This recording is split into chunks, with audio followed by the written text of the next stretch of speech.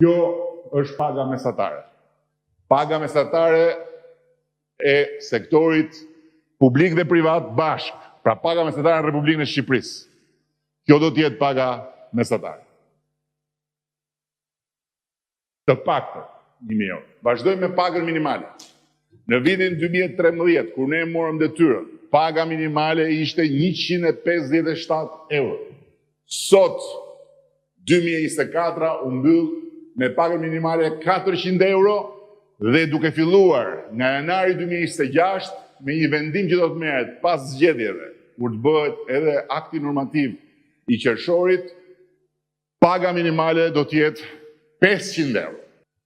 Kur morëm detyrën, prodhimi i brendshëm bruto, prodhimi i përgjithshëm kombëtar, gjithçka që prodhonte Shqipëria, ishte 9.6 miliard euro. Sot është 25 miliard euro. E kemi rritur prodhimin e përgjithshëm 2 herë gjysmë. Shqipëria 2030 do të ketë një prodhim të përgjithshëm prej 35 miliard eurosh. Punësimi dhe pensionet. Ne kemi reduktuar me 40% shkallën e papunësisë.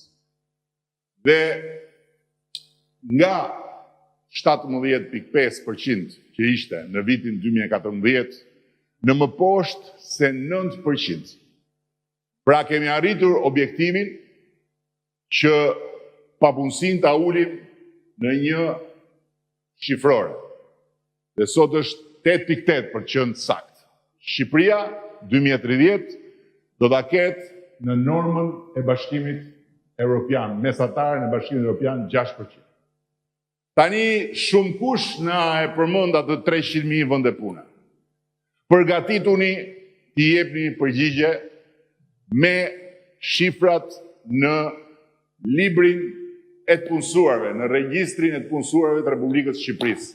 Kur ne morëm detyrën, Shqipëria kishte 1.023.000 të punësuar.